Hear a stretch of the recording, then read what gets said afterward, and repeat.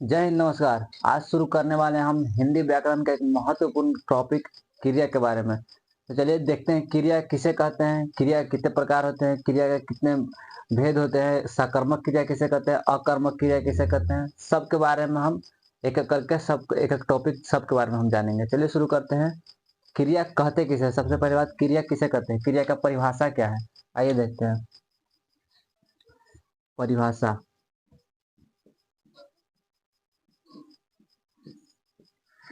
वे शब्द या शब्द के समूह जिससे किसी भी कार्य का होने या करने का बोध कराए, वो क्या कहलाता है? क्रिया कहलाता है। ठीक है। वे शब्द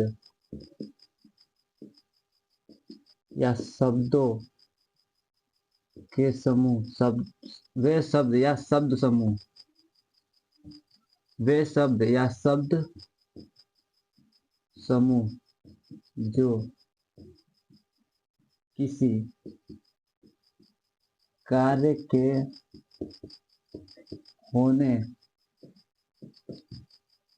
या करने का बोध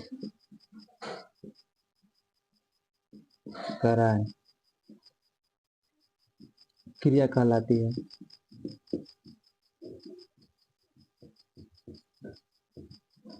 ठीक है। परिभाषा क्या है? वे शब्द या शब्द समूह जो किसी कार्य करने या फिर होने का बोध कराए, उसे क्या कहते हैं? क्रिया कहते हैं। ठीक है। एग्जाम्पल क्या है इसका? जैसे जैसे खाना, पीना, लिखना, पढ़ना, उड़ना, धोना इत्यादि। ये सब क्या है? इसके एग्जाम्पल है। ठीक है। अब एक चीज आप लोग नोट करके लिख लीजिएगा, नोट में एक चीज लिख लीजिएगा। क्रिया का जो मूल रूप होता है उसे हम लोग क्या कहते हैं? धातु कहते हैं। क्रिया का मूल रूप को धातु कहते हैं। ठीक है।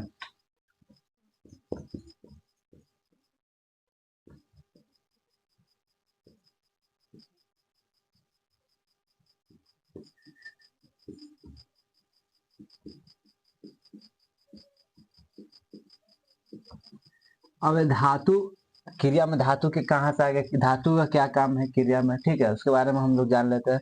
जैसे एग्जाम्पल में देखिए, सब में कॉमन आपको यहाँ पे दिख रहा होगा ना। जैसे खाना, पीना, लिखना, पढ़ना, सब में कॉमन आपको क्या दिख रहा है? ना कॉमन दिख रहा है। ठीक है। तो क्या है? क्रिया है। इसके आगे जो लगा हुआ है, जो भी आगे लगा हुआ है, वो क्या है? इसका मूल रूप है ना? मूल रूप। जैसे लिखना, लिखना का ना जो है सब में तो कॉमन है, लेकिन लिख है वो क्या है? मूल रूप है। तो जो मूल रूप है वो क्या कहलाएंगे? धातु कहलाएंगे। जैसे मान लीजिए यहाँ पे लिख देते हैं हम धातु क्रिया। मान लिया यहाँ पे हम लिख दिए खा, यहाँ पे क्रिया क्या हो जाएगा? ना। मूल रूप क्या है? खाना का खा हो गया मूल रूप, और ना हो जाएगा क्रिया। यही है धातु। ठीक है। जैसे पीना का हो जाएगा पी, फिर यहाँ पे ना लगा देंगे तो पीना हो गया। यहाँ पे हो जाएगा लिख, यहाँ पे ना लगा देंगे तो क्या हो जाएगा? लिखना हो जाएगा। ये हो गया धातु के, क्रिया के मूल रूप को धातु कहते हैं। ठीक है। यहाँ तक समझ में आ गया आप लोगों को? अब क्रिया कितने प्रकार का होता है, क्रिया के कौन कौन सा भेद होते हैं, उसके बारे में हम लोग देख लेते हैं। क्रिया के प्रकार,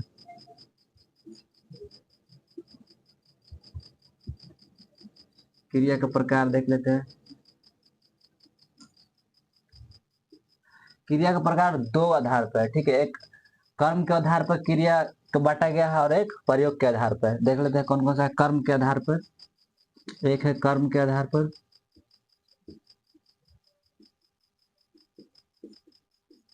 दूसरा क्या है? प्रयोग के आधार पर।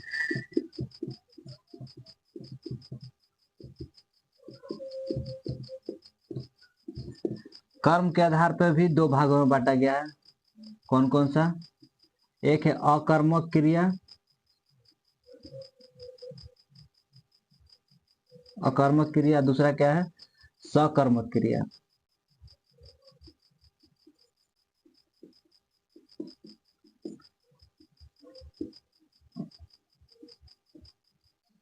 अकर्मक क्रिया किसे कहते हैं? जैसे किसी भी कार्य करने के लिए जो कर्म की आवश्यकता ना पड़े, वो क्या कहलाएगा?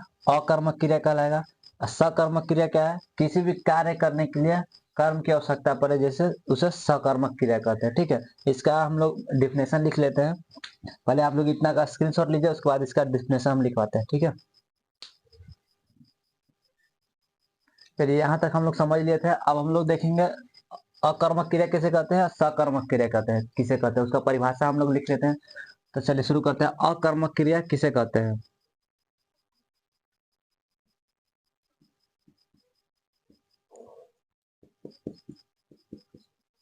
अकर्मक क्रिया कहते हैं वे शब्द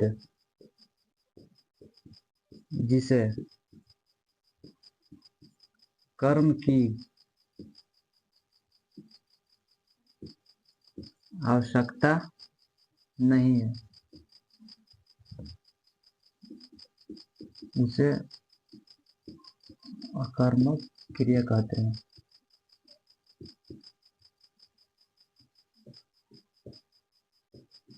ठीक है, यहाँ तक समझ में आया? अकर्मक क्रिया किसे कहते हैं? वे शब्द जिसे कर्म की आवश्यकता नहीं है उसे अकर्मक क्रिया कहते हैं, कि अकर्मक क्रिया कहते हैं। अब इसका एग्जाम्पल से हम लोग समझ लेते हैं, उसके बाद ज्यादा अच्छा समझ में आएगा। इसका एग्जाम्पल क्या हो जाएगा? जैसे इसका एग्जाम्पल हो जाएगा सोना, हंसना, उड़ना, दौड़ना, ये सब क्या है? इसका एग्जाम्पल है। जैसे सोना, सो रहा आदमी, कोई क्या काम कर रहा है, क्या कर्म कर रहा है? सिर्फ सो रहा है, सो ही जा रहा है, मतलब कुछ मतलब कुछ कर्म दिखाई नहीं दे रहा, बस सिर्फ सोए जा रहा है। हंसना, क्या हंस रहा है? कुछ मतलब इसमें कर्म दिखाई नहीं दे रहा, सिर्फ हंसे जा रहा है। उड़ना, दौड़ना, क्या दौड़ रहा है? कुछ इसमें पता नहीं चल रहा। इस तरह के जो भी शब्द है वो क्या कहलाएंगे? अकर्मक क्रिया कहलाएंगे। ठीक है, अब हम लोग देख लेते हैं सकर्मक क्रिया किसे कहते हैं।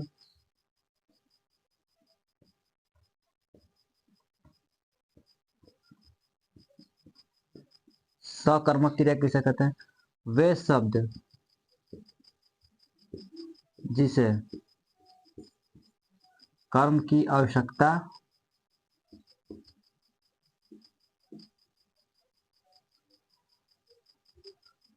कर्म की आवश्यकता होती है उसे सकर्मक क्रिया कहते हैं।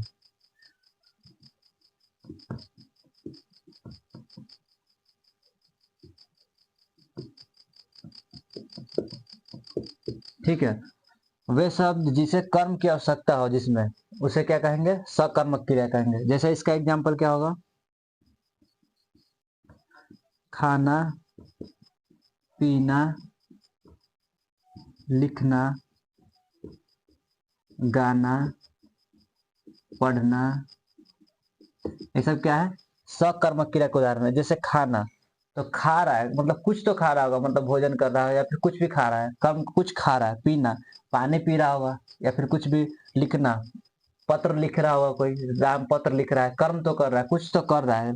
लिख रहा है लेकिन पत्र लिख रहा है, कुछ तो कर रहा है, इसमें पता चल रहा है कर्म। ठीक है, तो इस तरह के उदाहरण को क्या कहेंगे हम लोग? सकर्मक क्रिया कहेंगे। ठीक है, यहाँ तक समझ में आ गया?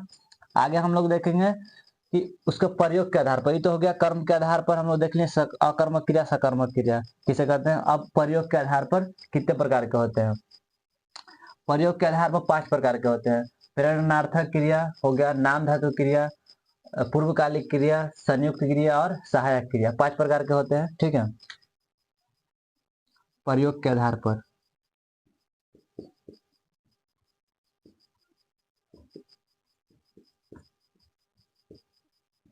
प्रयोग के आधार पर 5 प्रकार के होते हैं। पहला हो जाएगा प्रेरणार्थक,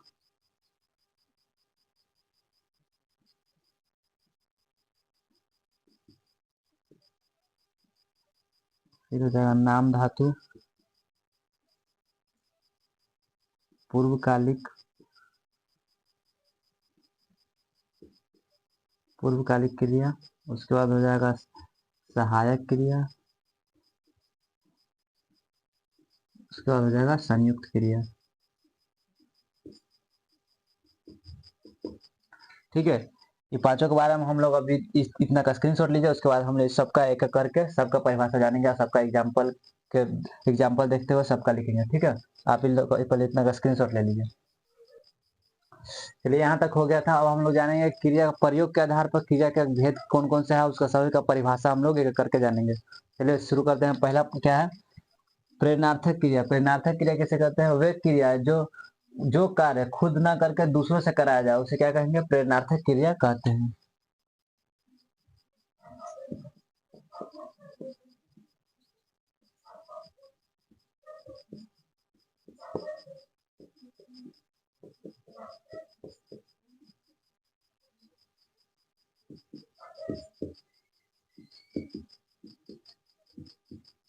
खुद न करके दूसरों से कराया जाए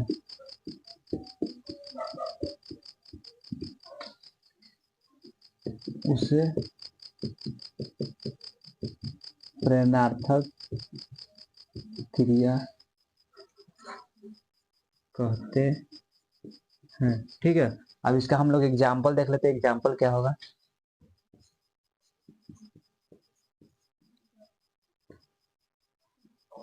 राम ने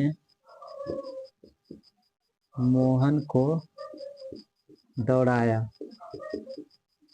क्या कह, राम ने मोहन को दौड़ाया। राम खुद नहीं दौड़ रहा है, मोहन को दौड़ा रहा है, ठीक है। इसमें क्या है, मतलब वे क्रिया जो खुद ना करके दूसरों से कराया जाए उसे क्या कहेंगे हम लोग, प्रेरणार्थक क्रिया। एक और एग्जाम्पल देख लेते हैं। उसने भिखारी को खाना खिलाया। उसने क्या किया, खाना किसको खिलाया, भिखारी को। खुद नहीं खाया है लेकिन दूसरों को खिलाया, भिखारी को खाना खिलाया है, ठीक है। ये हो गया इसका एग्जाम्पल। अब हम लोग देखेंगे नाम धातु क्रिया किसे कहते हैं। प्रेरणार्थक क्रिया समझ में आ गया है, नाम धातु क्रिया किसे कहते हैं देख लेते हैं।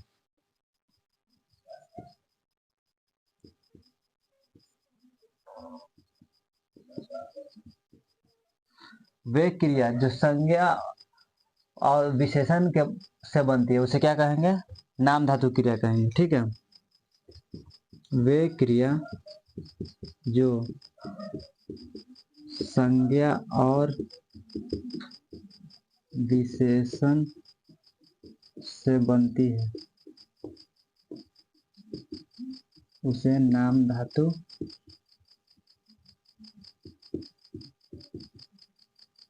क्रिया कहते हैं, ठीक है। यहाँ तक समझ में आ गया। अब इसका एग्जाम्पल देख लेते हैं। एग्जाम्पल क्या होगा, जैसे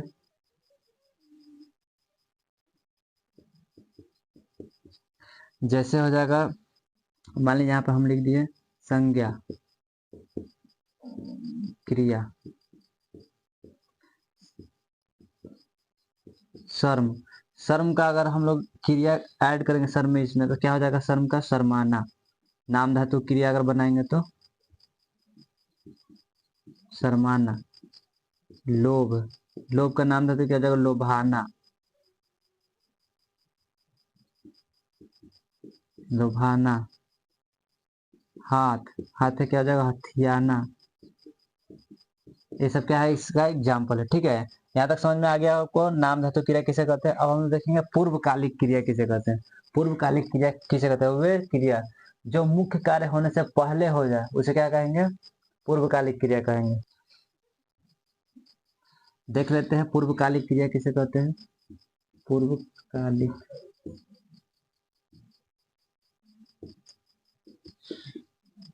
वे क्रिया जो मुख्य क्रिया से पहले हो चुकी हो उसे पूर्वकालिक क्रिया कहते हैं।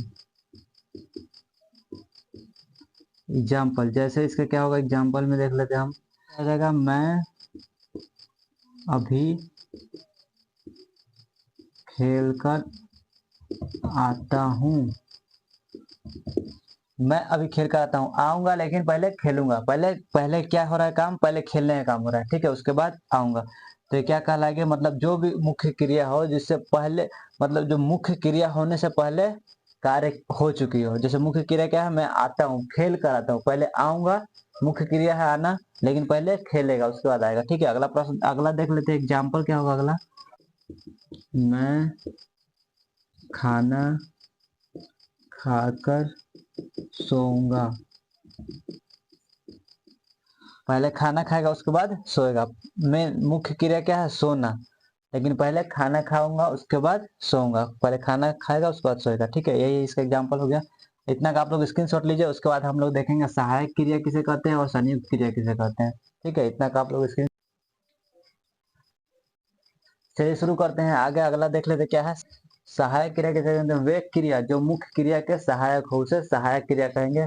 ठीक है, आगे देख लेते हैं इसका, लिख लेते हैं परिभाषा, लिख लीजिए। वे क्रिया जो मुख्य क्रिया के सहायक हो उसे सहायक क्रिया कहते हैं। ठीक है, इसका एग्जाम्पल देख लेते हैं क्या हो जाएगा। जैसे में तुम लिख चुके हो। ठीक है, तुम लिख चुके हो, ये हो जाएगा इसका एग्जाम्पल में हो जाएगा। एक और एग्जाम्पल देख लेते हैं। राम खेत में हल चला रहा होगा। राम खेत में हल चला रहा होगा, ये इसका एग्जाम्पल हो गया। ठीक है, अगला देख लेते हैं संयुक्त क्रिया किसे कहते हैं।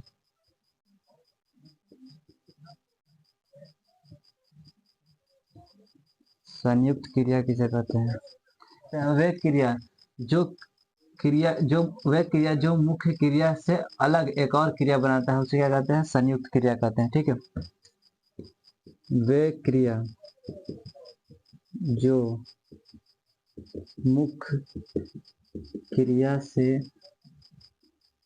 अलग एक और क्रिया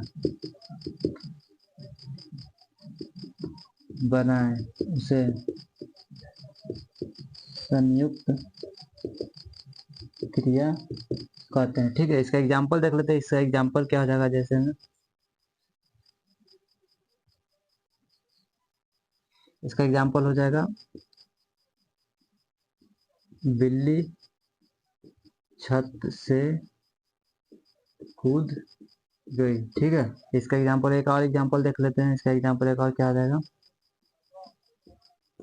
तुम कहाँ गिरे पड़े हो।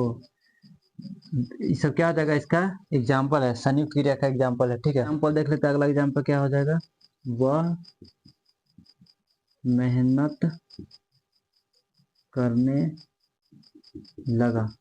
यही सब था इसका एग्जाम्पल। आशा करता हूँ आप लोगों को अच्छी तरीके से समझ में आया होगा। हिंदी व्याकरण का ये टॉपिक क्रिया। जय हिंद।